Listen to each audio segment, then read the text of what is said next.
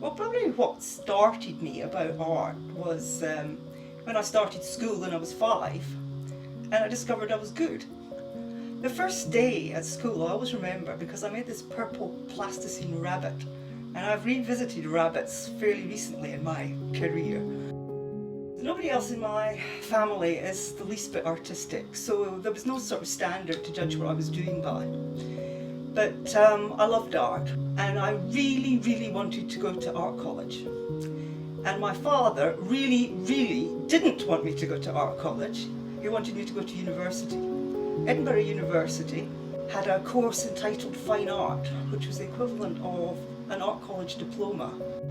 So we came to an uneasy compromise, and I did a 5-year degree at Edinburgh in fine art. Basically, after a 5-year degree on a home grant, living away from home, I was so fed up of being flat broke that I gave up all idea of staying in the art world. I'd always actually been quite good at maths, believe it or not, and I did an aptitude test for computer programming. I eventually joined the civil service because they offered to give me extra money and train me. Basically, I stayed with the IT industry for 27 years, finishing up with a big American company in their technical support. And by then, IT had changed from being a fun place to work to a real hellhole.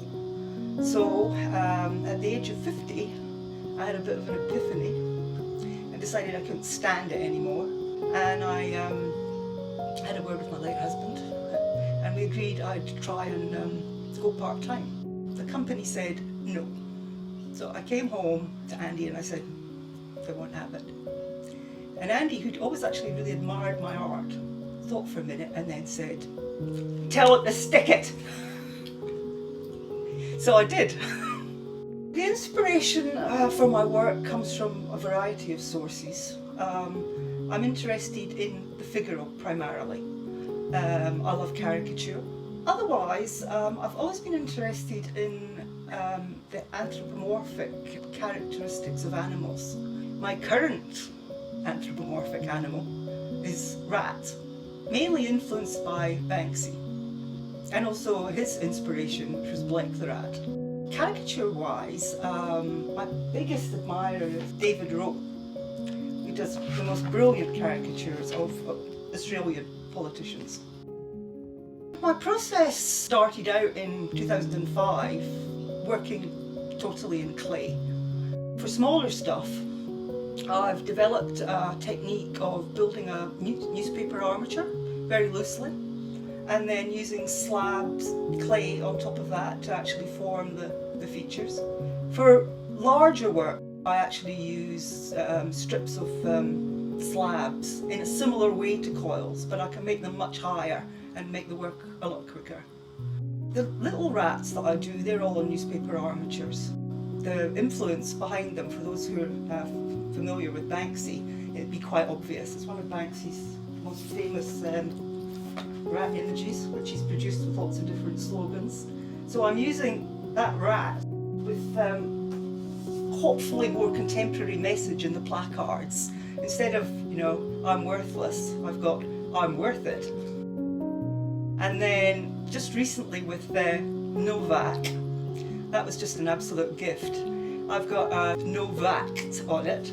That's accompanied by another little rat with Vax and Nation, play on words. I'm really into play on words actually. And finally, I've got various things taken out the newspaper with this new rat test, which is just playing into my hands. So it's, we do not give a rats, etc., etc.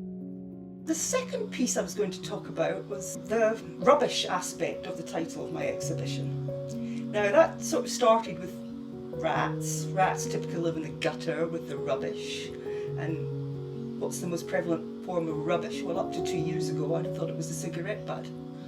But in the last couple of years, I think it's been well and truly overtaken by the discarded mask lying in the gutter alongside the cigarette butt. So I've made a series of ceramic masks.